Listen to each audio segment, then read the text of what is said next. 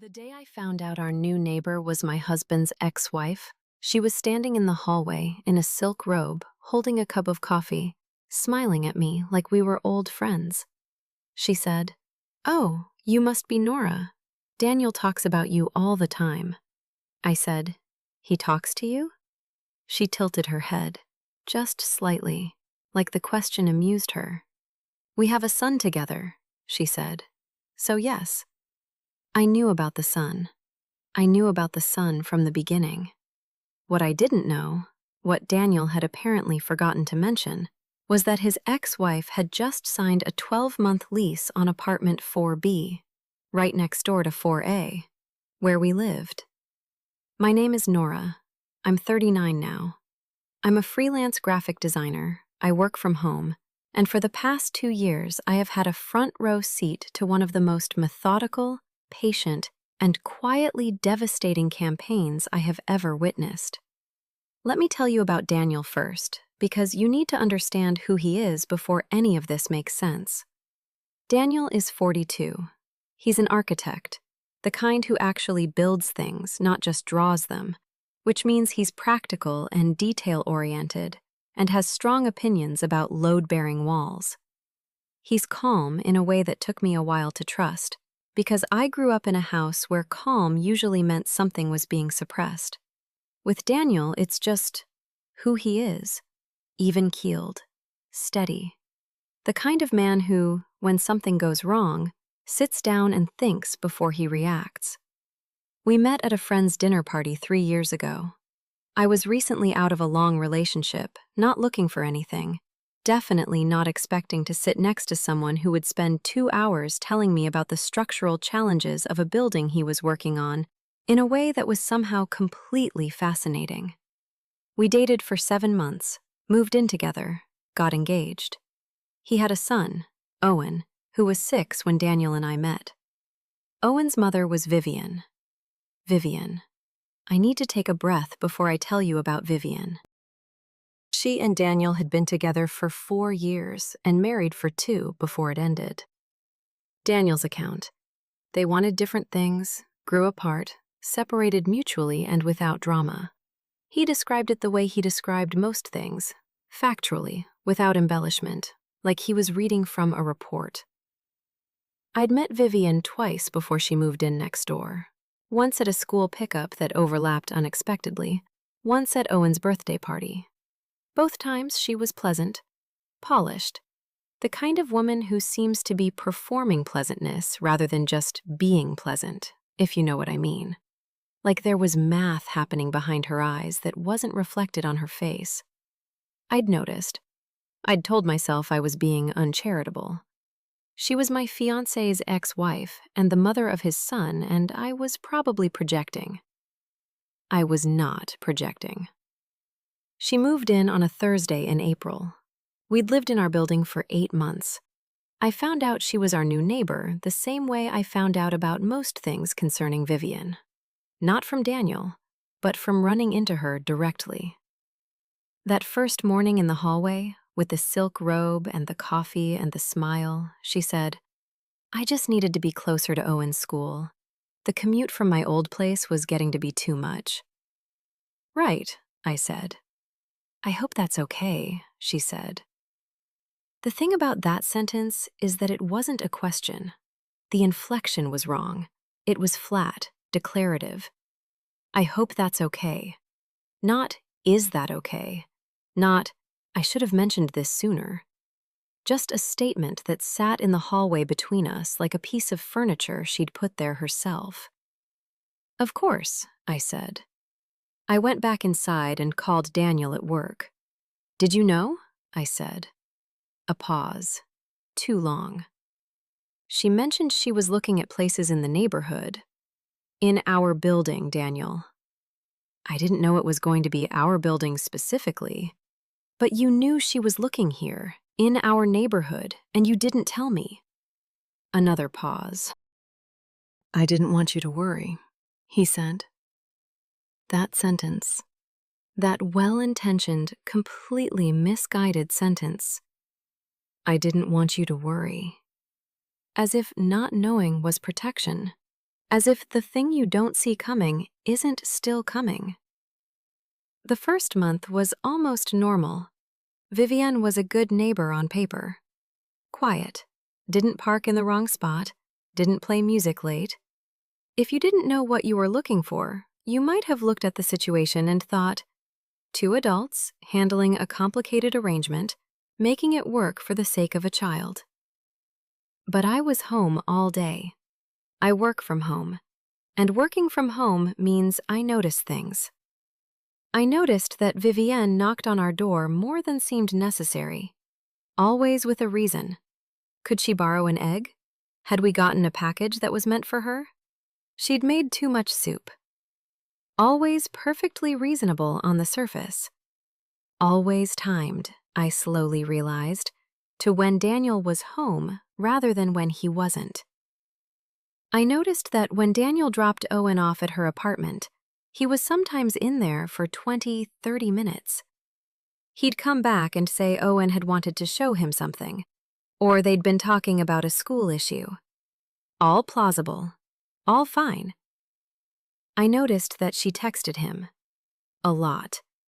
Not just about Owen. She'd send him articles she thought he'd find interesting. Photos of buildings. Things about architecture. She's just trying to stay connected, Daniel said when I brought it up. For Owen's sake.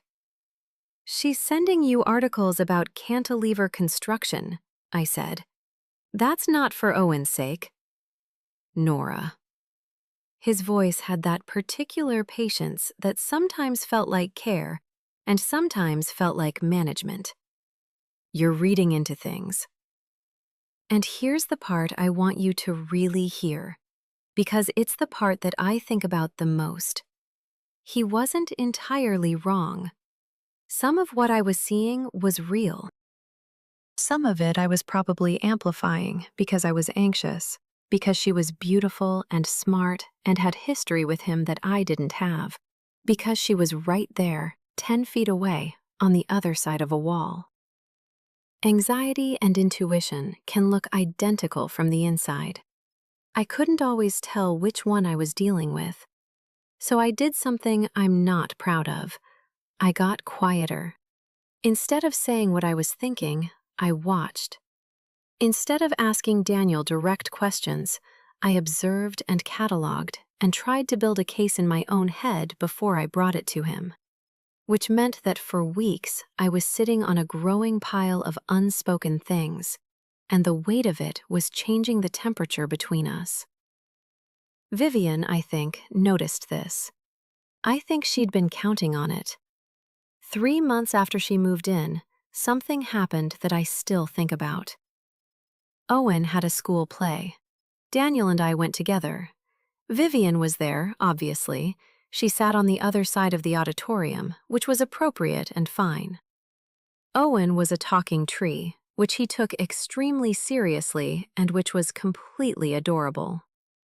Afterward, in the parking lot, Owen ran to Daniel first, grabbed his hand, pulled him toward the door because he'd left his costume piece inside. Which meant that for about 90 seconds, Vivienne and I were standing next to each other in a school parking lot without Daniel as a buffer. She said, "He's such a great dad." "He is," I said. Owen was really nervous about the play. Daniel was up with him on the phone for an hour last night helping him practice. I turned to look at her. "Last night?" I said. "What time?" She held my gaze. "Oh, I don't know. Late? Maybe 11? Daniel had been next to me at 11 last night. His phone had been on the nightstand. I would have heard it ring. I said, "I don't think that's right." She tilted her head, that same small movement she'd made in the hallway on day 1. "Maybe I'm misremembering," she said pleasantly. "I've been so scattered lately." Daniel came back with Owen, and the whole moment dissolved, but I held it. I held it the whole drive home, and after Owen was dropped off, and after dinner, until finally I said, "Vivienne told me you were on the phone with Owen until 11 last night." Daniel frowned. "What?" No, I texted him before bed, that's it. So she lied. She probably she looked me in the eye and said you were up late on the phone with him. She said it deliberately, Daniel. She wanted me to think something was happening. He was quiet for a moment. Then, why would she do that? Because she wants me to doubt you. Another quiet. That seems… what, extreme? Is it extreme? She moved into our building. She comes over with soup. She sends you architecture articles. And now she's telling me things that aren't true. Nora. That voice again. I think you're… Don't say I'm reading into things.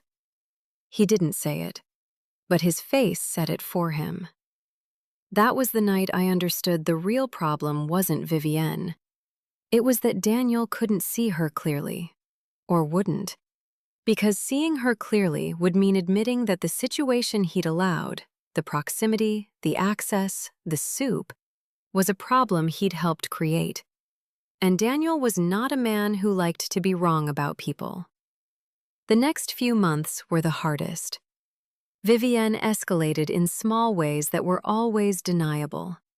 She'd ask Daniel to help with something in her apartment, a shelf, a stuck window, things that took 30 minutes and that she could have called a building super for. He always went.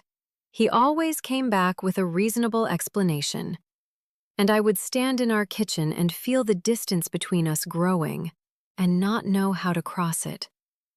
We stopped talking about her, which meant we stopped talking about a lot of things, which meant the apartment got quieter in a way that had nothing to do with the walls. I started working in coffee shops just to not be home during the day. Not because anything was happening. Nothing was happening, I was almost certain. But because sitting at my desk, listening for the sound of our door was making me someone I didn't want to be. One evening I came home, and Daniel was in Vivienne's apartment. The door was open a few inches. I could hear them laughing. I stood in the hallway for a moment. Then I walked into our apartment and sat on the couch and thought, very clearly, I cannot live like this. I called my friend Deborah. She's known me for 15 years. She's a therapist. Not mine, but she thinks like one even when she's off the clock. And she said something that I want to give her credit for. You keep talking about Vivienne. Tell me about Daniel. I stopped. What about Daniel? What does he do when you raise this with him? He says I'm reading into things. He says I'm… Does he hear you? He listens. He just doesn't… Nora, there are 2 problems here, and you're only working on one of them. I sat with that for a long time after we hung up, because she was right. I had been so focused on Vivienne, her moves, her timing, her small strategic lies, that I'd been treating Daniel as a passive element in the situation, as someone things were happening to, not someone making choices. But Daniel was making choices. Every time he went to fix her shelf.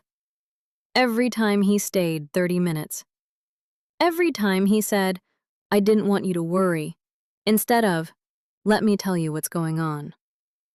He wasn't having an affair. I want to be clear about that. I never believed he was. Not really. What he was doing was something quieter and in some ways harder to name.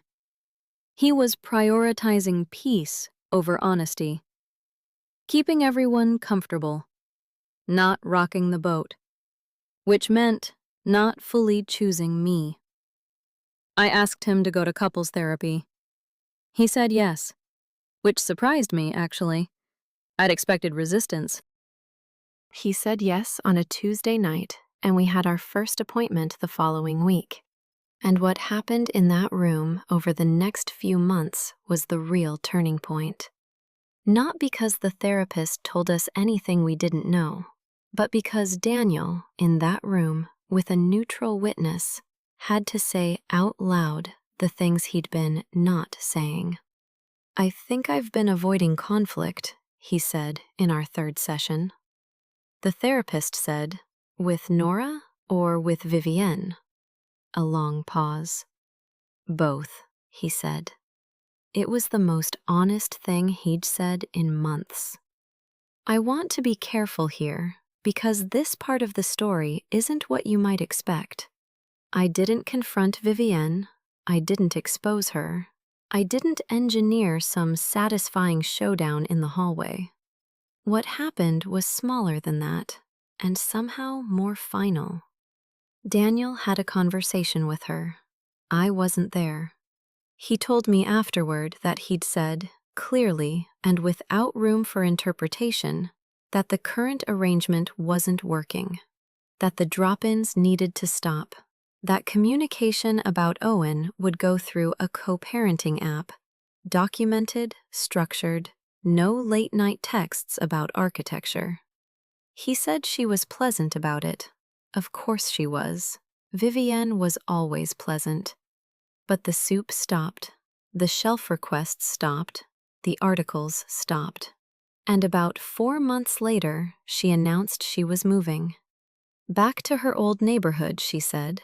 The commute hadn't actually improved as much as she'd hoped.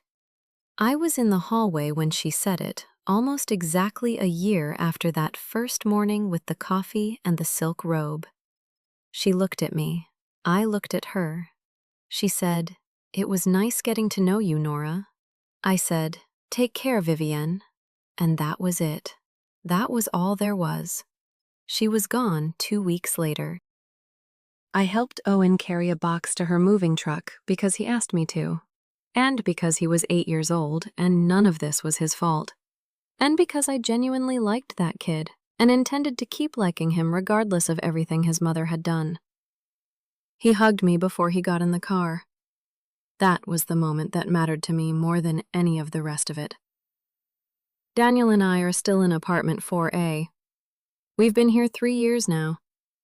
The apartment next door has had 2 different tenants since Vivienne, a quiet PhD student, and now a young couple who just got a dog. Normal neighbors. Boring neighbors. I love them for being boring. Our marriage is different than it was 2 years ago. Better, I think. Though better is a strange word for something that required that much difficulty to arrive at. We still see a therapist occasionally. Not in crisis mode, just maintenance. The way you take a car in even when it's running fine, because you've learned what happens when you don't. Daniel has gotten better at saying things before they become problems. I've gotten better at asking directly instead of cataloging silently. I think about Vivienne sometimes. Not with anger, mostly. With something more like the feeling you have after you've been through something physically hard. A certain respect for your own capacity to survive it, and a certain tiredness at the memory. I've thought about what she wanted. Whether it was Daniel specifically, or whether it was just the control. The ability to keep one foot in a life she'd technically left. Whether she understood what she was doing, or whether she was operating on instinct, the way people sometimes do when they're afraid of being replaced. I don't think she was a monster. I think she was a person who made a series of choices, and then a few more choices, and somewhere in the middle of them forgot to consider what it was costing other people. Owen is 9 now. He comes for his weeks with Daniel and spends some of that time at our kitchen table doing homework while I work nearby. He told me last month, very seriously, that my logo designs were pretty good for someone who doesn't draw buildings. I told him that was high praise. He grinned. He has Daniel's grin. The apartment is full of ordinary things.